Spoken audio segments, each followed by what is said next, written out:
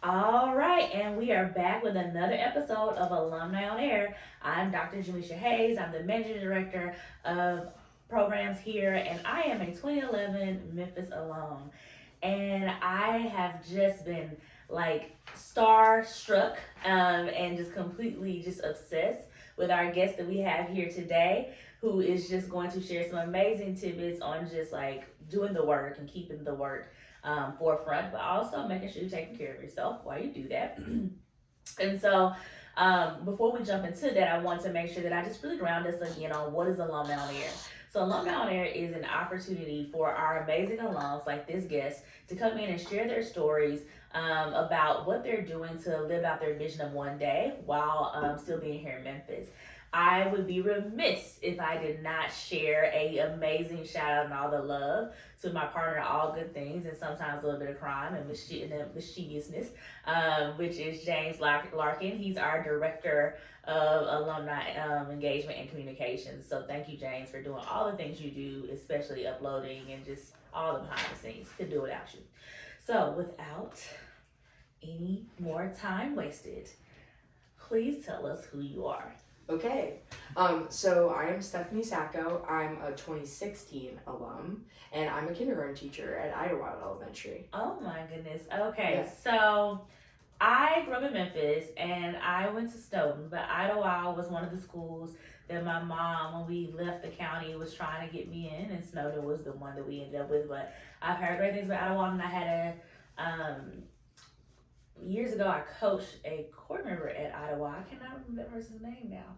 But shout out, if you put in the chat if you know who if you know who you are. I'm horrible at names, y'all, but I remember faces. So the face popped up in my head, but the name just left me. But yeah, so I love Idlewild. So tell me more about the name, your name. What's the story behind your name, Stephanie? Why my name's Stephanie? Mhm. Well, honestly, my mom always told me that just in case I would see my name in lights when I was older, she wanted a name that flowed, and she felt like Stephanie Sacco was a good sounding name, and I think she had seen some characters on TV that were named Stephanie that she really enjoyed, so she named me Stephanie Marie Sacco just so that it sounded good.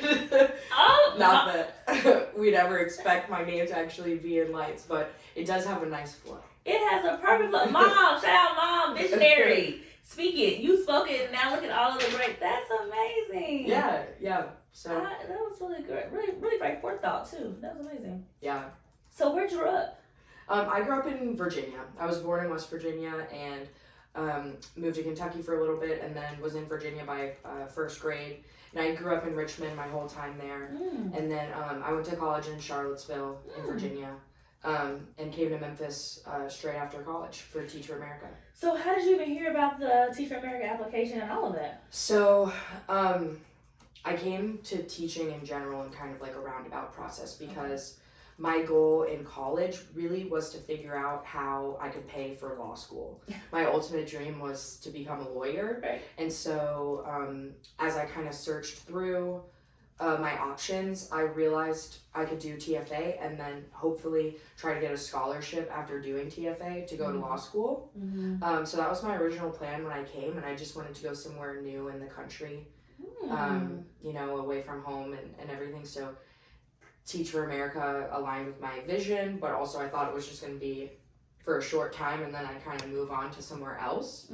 But I just really fell in love with teaching and fell in love with kindergarten specifically. And so I realized kind of all of the same goals that I wanted to do to like help others with being a lawyer. I kind of felt like I already was feeling fulfilled in that way from teaching, and maybe like even much more so because it's so much more face-to-face interaction every day, and stuff like that. So it was a really good learning experience for me to realize, like, I love it. And so I gotta keep doing it, And you're obviously good. That's so funny. I had a similar story about, like, I wanted to go to law school. That was my thing, to become an attorney as well. Specifically Supreme Court Justice. That's what I really wanted. And I definitely believe in somebody paying my way. And so, but I wasn't as strategic as you. I did not think about Teach for America. I just completely forgot to take the LSAT, y'all. It's a story. But then TFA just popped up, and then once I found out about TFA, I was like, oh yes, everything you just said I was like, oh, I can do this for 2 years, and then I will like complete it and go on with my life and become an attorney. Yep. And I am still here. So yeah. So it just like captures you. It makes you want to stay. Exactly. Okay, so you got to Memphis, and what was your institute experience like? It was great. My coach Brittany, shout out to Brittany. Like she and her family are so incredible, but she was just the absolute most commanding, charismatic, but still like loving teacher that I'd ever seen. And so having her as my coach and seeing where if I had a problem with a kid, she could take them into the hallway and speak with them for 30 seconds and they would come back in completely like fixed. All of us, we were just like, how can I get there? You know what I mean? I want to be like that. And so Institute was great, had some great friends. My still best friend, Diana Ruiz, was my, she was my roommate at Institute as well, and we roomed together the whole time. She lived in Memphis afterwards. And we just happened to room together from alphabetical order. So look at that. Look at the fate happening. And I think there are so many stories that come about this idea of I've met this random person in the Corps at Institute, or for those of you that might be joining, recent Corps members or incoming Corps members, we call it pre-service now, summer training for 6 weeks, just kind of getting prepared for that first day of school. But you meet people and you fall in love and it's like in love also it's because you just love what you're doing, like the ideas, but also in love because it's like, please hold me up because I am falling down. This is a lot of work. Yeah. And so I think that's beautiful. It's the best foundation for a friendship, I believe. I think I was really lucky to be in the 2016 Corps because I still am so close with so many of the people from my Corps, and we're always, in our group text, they're all coming in this weekend for a baby shower for one of our friends who was also in 2016, and so it's I think I was really lucky in that way because I knew I had lifelong friends from college, but I didn't even know that I could have such a stellar group of friends, as you were saying, that already shared my values because we already decided to do TFA together. That's a poignant point that it's almost an idea too, or not an idea, a gift that you get with people who have like-minded values, right? And you don't have to guess or question that, because for you to decide, most of us had other opportunity things we could have done, but for us to decide that this is the moment, this is the time that I want to go and serve, right? And serve through the vehicle of education and being a servant leader as a teacher. That is unique. That's the unique type of person, and so that is a great way. And then I will say this about 2016. 2011, we were a great Corps, but this 2016 Corps, y'all are just a different beast in a good way. You can always tell a little something different about 2016. Y'all got it on camera. I said it. Okay. Let's keep moving. So after you completed Institute, you then went to your placement school. Tell me about that, your first year. Yeah, so my placement school was Aurora Collegiate Academy. I worked there for 5 years, and I was able to stay in kindergarten the whole time. So it was great. Most of my students were predominantly Spanish speakers and their families, but it was a very rigorous environment, and so I feel like it made me definitely into a better teacher. There was a lot of like pressure on me to, hit like certain marks and everything, but I think it's the same as pressure I put on myself, it's good. But I certainly think that being at that charter school specifically put me in a place where I was getting lots of professional development and lots of guidance on like how to do it, lots of coaching as well as my TFA coaching. So it was good, and I just made such great relationships with the students and their families. Like I knew after my first year I wanted to see them graduate from 5th grade. And so stayed. Yeah, I said like I felt ready to leave and like ready to kind of look for my forever school once I had seen them. And I left when they were in, because this was right after the kids had come back from COVID. I was an in-person teacher at that time, but they just they hadn't quite graduated yet. So, but still, 4th grade still. It's almost there. Exactly. And that's dedication, and I love that, vision and commitment. And I think it's something for kids to see a similar phase there, even if you're not moving up or looping with them. 'Cause I got the opportunity to loop with my kids, and there are benefits to looping with your kids, and there are benefits not. I've stayed away from it so Oh far. my because goodness. I think it might be best for them. I think Move on, sometimes, move on. But sometimes I'm sure it's great. But sometimes you gotta let them go. You got to move on because you're right. Because you start the year and it's that's another tangent. But yeah, so I think it's good that you stayed in the grade that you're in, constantly bringing in those new, fresh minds, but always being able to have for those other babies somebody look back. So I think that's great. Yeah. And so we finished our first and second year, but so I know kind of now why you decided to stay in alumnihood. But is there anything else that motivated you to stay in Memphis? Because you like that was a very unique choice to make. Sure. So yes, I have like a personal reason as well why I stayed. In addition to all my friends being here, but it actually connects interestingly to Institute and to Aurora and my time there because I met my partner like through Teach for America and through teaching at Institute and through Aurora. So Devin, shout out to Devin Harkins. You know, we're not engaged yet, but we bought our engagement rings. So we're planning to do our both engaged to each other in 2025. But she was actually my partner at Institute in my first classroom for summer school. That. And we did not like each other.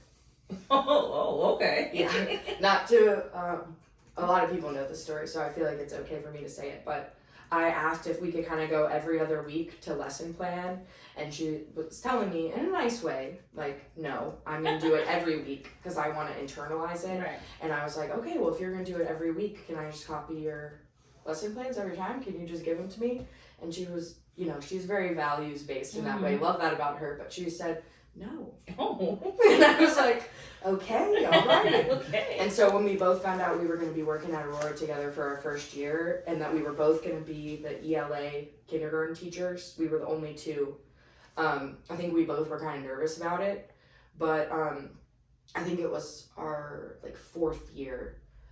We'd already become best friends by that point and just kind of realized that we both loved each other as well. So, yeah, here we are today. Those are the best romances. They start off as friends. Like, first of all, they start off like, I don't know if I like you or I actually don't like you. And then you become friends and then you become lifelong partners. I love it. So, it's crazy that it happened because it was totally unpredictable, but it was my mini romance novel story. So. It's just warm my heart. Y'all saw my voice went up octaves because I'm just like swooning. I love it. And I love the rings. Devin's found her forever school for sure. She is a primary teacher at Libertas in Fraser. I know. We'll talk after this about why I know Devin. I knew I knew Devin, but like, Harkins. yes. And I was like, okay, we'll talk after this. I'm not gonna take up on this podcast, but I will say, definitely shout out Libertas. It's an amazing school. Libertas in Memphis is somewhere you should go check. It's about wonder, work, and love, and so she came from Aurora, you know, completely like a high achieving like environment. And fell into Montessori and just loves it. It's amazing. It's amazing. And it's just opened a middle school up as well. Shameless plug. If you look me up, you'll know why I'm plugging. All right. Back in. Okay, so you found love. You also found love in various ways from your students, your communities, as well as your partner. But, okay, so then get me to the shift to Ottawa. How did you find Ottawa? So it actually had to do with one of my friends from the 2016 Corps who was working at Idlewild. It's too many shout outs, but shout out to Hannah McTiernan. She was a fourth grade teacher there at the time, and she was the fourth grade ELA teacher. And we both were living in Midtown, and she was always telling me about Idlewild and telling me how a lot of the ideas that I had of what I wanted to do with kids that were outside of the specific academic curriculum that I wasn't able to do at my placement school. She was telling me, you know, this is the place to do it, and how you know, how she had strong relationships with all the families, and the admin at that time was great, and there's been a transition, but we still have great admin, and so I just interviewed to see how things were going because my hours had really gotten so long at my placement school because I was filming asynchronous lessons as well as teaching the kids during the day, and I was required to have online lessons as well for the kids who weren't back in the school. And so it was a lot on me at that time, and I felt like I didn't have an outside life anymore. I was just on the computer all day. And doing virtual kindergarten was really tough. I bet it was. I still was able to make connections with them and everything, but when they first came to school in the spring, they said, "The lady in my tablet," like when they saw me, because they had no ground to like imagine me as real, because I really was just in their tablet the whole time. So yeah, I just felt like I was ready for a change and ready to kind of work in the community where I lived as well. And I live near Snowden, so it's just far enough away that I can walk my dog looking ugly and not see like all the kids. Exactly. But my favorite thing about Aurora was going to the Aldi and seeing all my students at the grocery store. And now I see all of my students everywhere I go. And so I grew up with my grandma in the small town where she was a high school teacher. Everywhere we would go, they were like, "Miss Harley, Miss Harley." And when I was very little and would go to the grocery store with her, I was like, she's kind of like, people love her. It's so cool. It's so cool. And so I wanted that for myself. And so I feel really excited with how it seems like everywhere I go, I'm like seeing a student or a student's parent or something like that popping up. And that's the beauty of being rooted in a community. And I love this idea of like, I want to teach in an environment that I live in. It's so important to pour into where you are and to really water it, because sometimes we can see weeds or we can see flowers, but if you don't plant anything, if you don't take the opportunity to nurture it, it won't grow. And then sometimes you gotta get the dust out of your eyes to see the beauty that's there. But I also love, and this is, I think Stephanie gave a good tip for people who are listening, who are teachers, being conscious of finding your own level of space. Because it's important to be able to have a life and to have an identity outside of Mrs. or Mr. or Mix or whatever your title is that you use, because it can become overwhelming, because then it becomes blurred. And so I think finding that balance, like you've been able to walk your dog and everyone not being able to have to see you, is important. It is. It's just an important thing. It just allows for a little bit more of a balance. And so when we talk about the work and the work of education and the work of one day, we all signed up for this idea of one day all children have access to excellent education. I think you're like, of course, living that, but that's my, like, in terms of teaching. But do you want to elaborate more on like how you see your vision of one day in terms of what you're currently doing, aligning to the TFA's vision of one day? Sure. When I was growing up and I like wanted to be a lawyer, I thought that change would be like very macro and like things coming from top down. But the more and more I grew up, and when I was in college and learned about how it's kind of big top down things don't always work as well, because you don't know the community where you're trying to enact this change, and et cetera, et cetera. I kind of learned that you need to work in the community where you want to live, and you need to just be on the ground with your head down. And it's probably going to be a smaller group than I originally expected. And so it just seemed like for me to authentically kind of enact that one day, the right thing for me was just, I found this job that I'm good at. I can capture their attention, and it's just a great way for me to put my head down and just do what I think is right, which is like just be there every day. When teachers are struggling at our school, I just always tell them like, but you're coming back tomorrow, and that's the only difference between like a bad teacher and a great teacher, I think, is like you keep coming back and you keep trying. It's certainly not about the glitz and the glam, it's probably the least glitzy job ever to have a 20-minute lunch and do all these things, but it's so rewarding to see how much the kids just love learning and love you. But I also think it just has to do with having you have to find a way to have absolutely no judgment about the kids or their families. I think that can be difficult in our like line of work, because everything that happens with a kid and with their families, it certainly affects you and it affects the work that you have to do. But parents ask me questions about uniforms or ask me questions about blah blah blah, and my answer is always, as long as your kid is at school, we are good to go. Mm-hmm. You know, it's like not something that even crosses my mind. Like if they're in uniform or if certain things are happening, it's just we have bigger things to do and to learn. So no matter who is in my class, it's important for me that I keep them in my class for the year. They're feeling welcome, their family's feeling welcome, feeling like they can reach out to me, you know, for whatever they need. And they also just kind of become like a part of my family too. And I think I really do feel like all the kids in my class are my best buddies for the year and become like a part of my family. So I'm excited to see them as they grow up and to talk to them when they're in 2nd grade or 5th grade about the new things that they're doing. Because when I first did TFA, I was worried when I got kindergarten that it had been a big mistake. Like I wanted to be a high school teacher because I felt like all the important causes that I wanted to teach them about and things that I wanted to be there for them, I was like, oh my goodness, like I can't do that with kindergartners. Right. You know, and it's certainly different, but making them fall in love with learning when they're in kindergarten, hopefully making them fall in love with school, because school just gets tougher and tougher, but also making them know that they've got me like in their corner for the rest of their life.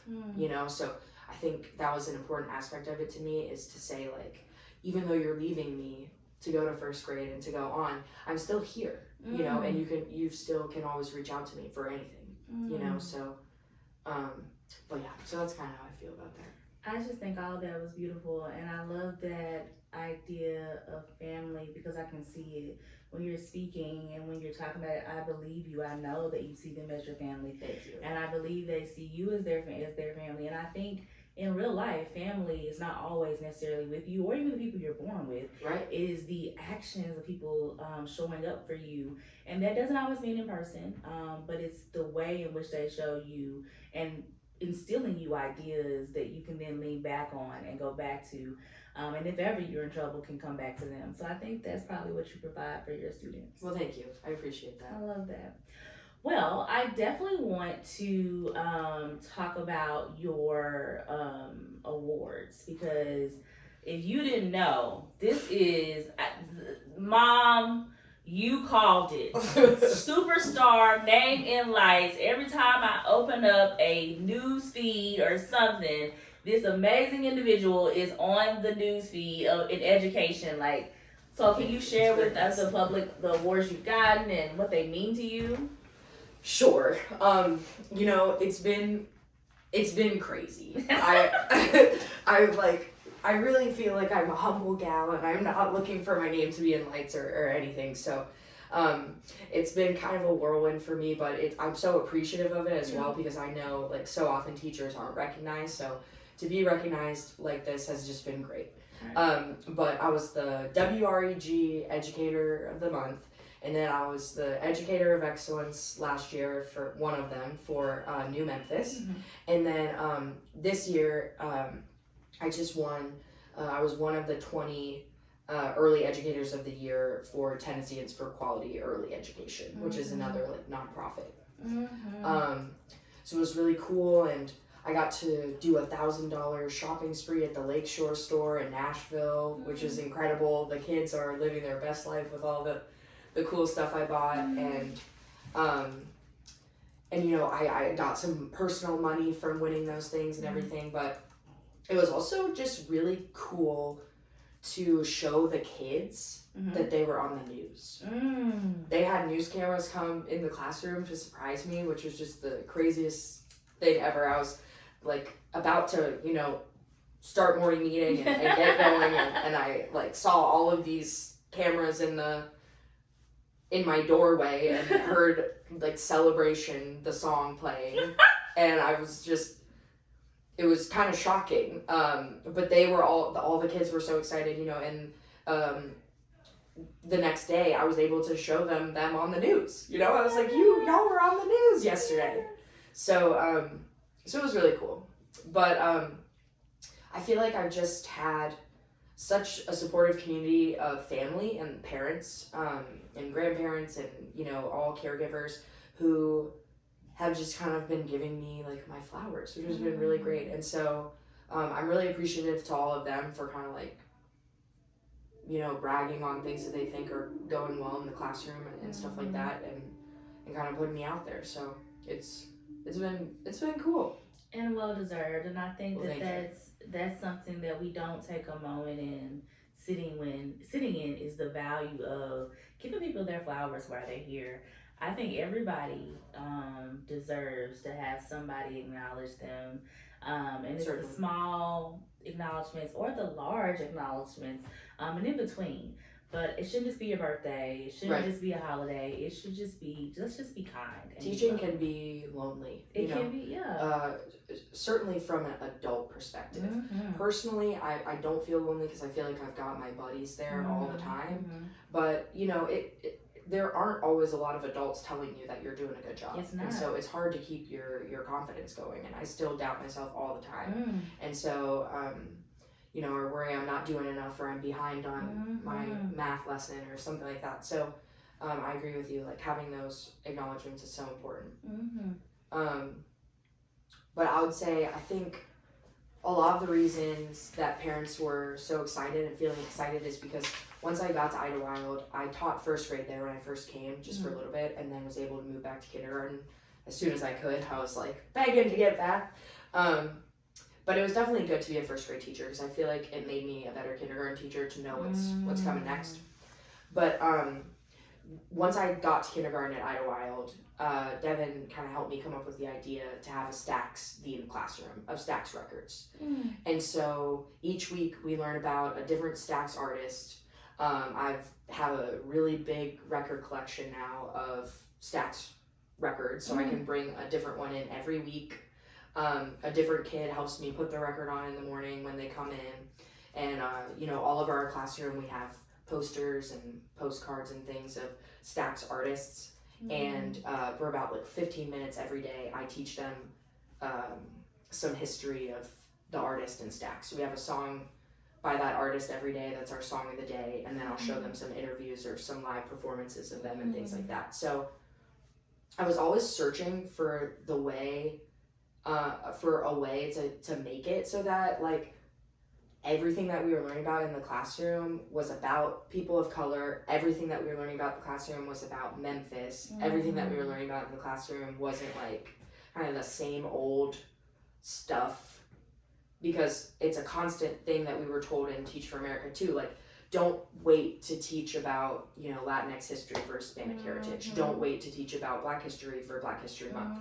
And so once this idea of Stax kind of started forming, it just it got better and better because there's so many different things that we can do with it, and the kids are just obsessed with it now.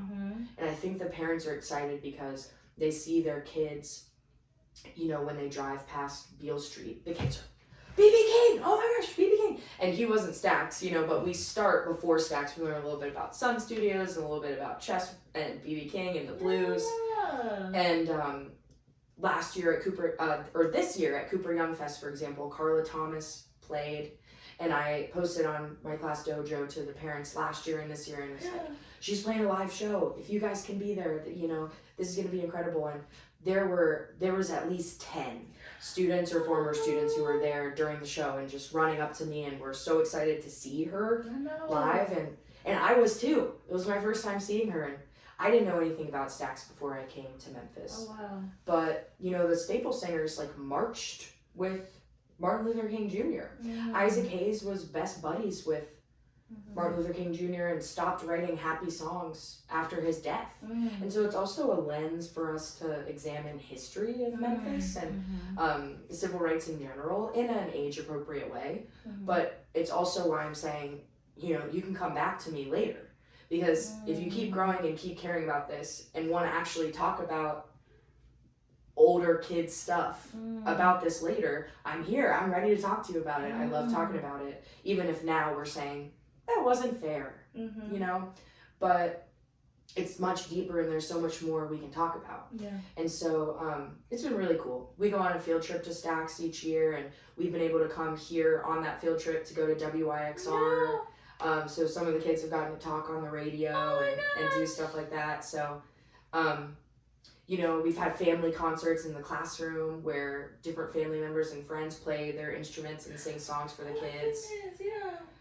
And then just day to day, we analyze, lyrics for rhyming words and talk about, adding in songs. Rufus Thomas loved to do alliteration with everything he said. So there's so many ways that it connects to our curriculum, and it's also just been so fulfilling to me as like a personal hobby to keep reading books about stacks and learning more about it and collecting more records and stuff like that. So And I just think that is definitely, we have core values here at TFA Memphis, and they are, they spell out grind, and which is something that's really big here in Memphis and our culture, especially for the Grizzlies and all that.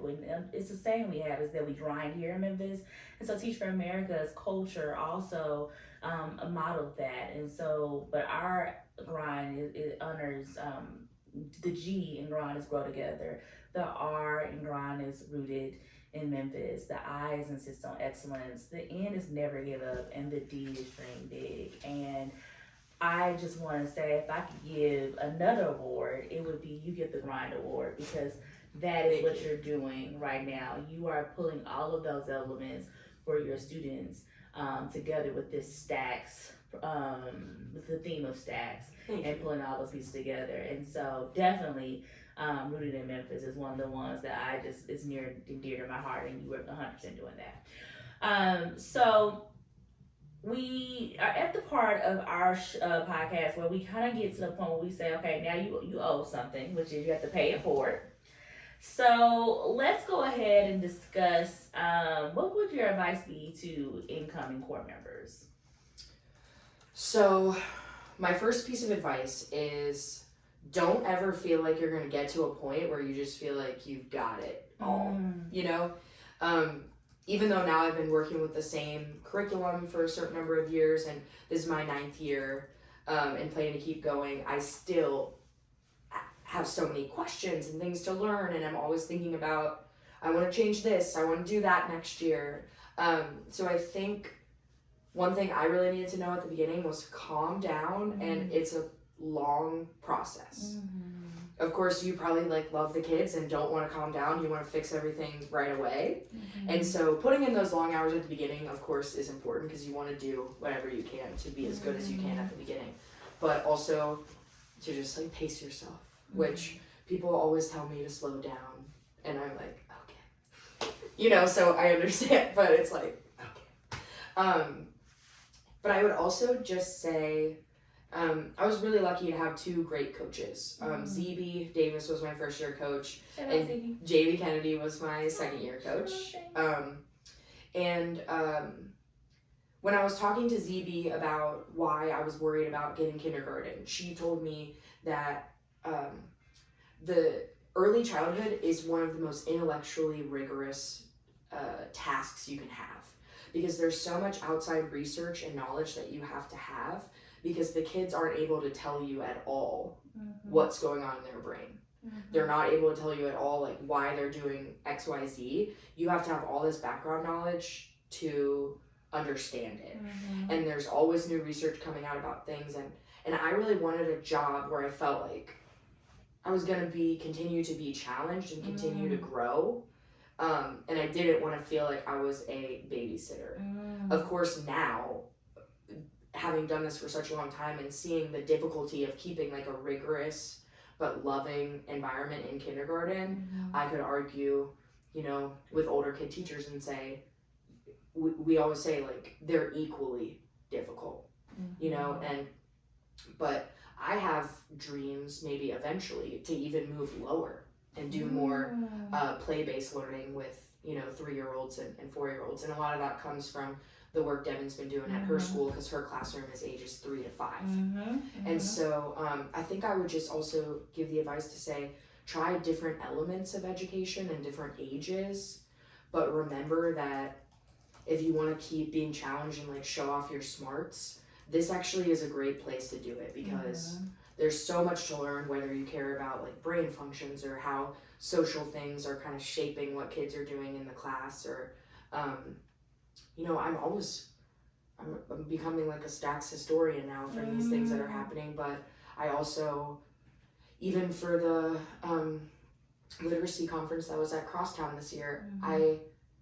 I went away with like 30 pages of notes and things to come back and do the next day. And I had no idea that your vocabulary at 3 years old is like predictive of your third grade reading school. You know, and there's always so many new things to learn and things to do that's just like, and of course you just keep getting new cuties every year who are just, so that makes it all worth it. I think that was perfection. And I hope y'all really go back and replay it. Play it 3 or 4 times, and then we'll come back. And I'm telling myself to pace myself and slow down at the same time. So let's model that. Let's pace ourselves and come back and rewatch it, because there was a lot of gems in there. And finally, what would be your advice to our alums and so people who are in a space where they are, you know, maybe they're in their second year about to transition to third year, comes alumnihood, or they're already an alum but they're feeling, you know, somewhat disenchanted Sure. with what is possible? So I think it's kind of like twofold. If you are an alum who is intending to stay in the classroom, I think I would just say I didn't know how to imagine that things could be better for me at a different school until I just did it. And I felt like I had to keep going because I was scared of what would happen on the other side, but it was the right move for me. And so I would say, don't keep your head down so much that you think, you know, if you're having a struggle with certain personalities on your team, or if you're having a struggle with certain rules at your school or administration or something, I would just say it really actually is important to find the right fit where you feel like you can trust your admin and their values kind of align with your values. And that is different school to school, and it also changes when leadership changes. And so don't feel like you're stagnant and you can't kind of search for something that is more your fit. Because I think that was really important for me to kind of be like, I can breathe and kind of be more creative with things I want to do and stuff like that. But then I also would just say, for anyone who is kind of ready to move into a different field, like the thing that I love seeing of all my friends in the 2016 core, I think at this time, Devin and I are the only ones that are still in the classroom, but all of them are still, you know, doing the good work, basically, in different ways. Some of them, it's their careers. Some of them, if it's not their career, they're like, okay, how can I continue doing what I believe in, like outside of my career, through volunteering or working with different things. But I just say, like, kind of don't forget about your experience here and remember that you can still do the good work from wherever you are. You just gotta find like the right community, because there's people that need a good person in their life in every place in the whole world. So I feel like remembering the community here of the shared values with everybody and how much everybody believed in that, you know, if you can kind of keep hold of that as you move on, I think it's really good. To just remember, you know, what you wanted to do, and know that even if you don't feel like it's happening every day, when you just try a little bit, like, you're doing better than most people, you know. So everybody who did it is already, like, in my opinion, like a good person for wanting that and wanting to believe it. So don't forget that about yourself and kind of keep that forefront. Oh my goodness, yes. And I just think this has been such a rich conversation on so many valid points. And we did something unique. We didn't do a lot of pauses this time. We wanted to just enjoy the moment, and it was so well worth it, because you gave us so much to really learn and lean in on. And so I just will call you all in to, if you needed to pause at some point or go back and replay or reflect for yourself, do that. But don't forget the fight. Don't forget that you still can do so many things that are possible. And hey, put on the Stacks record while you're doing it, just to remind you of the soul of Memphis. All right. Love y'all. Have a good one, and we will see you all later. Bye-bye.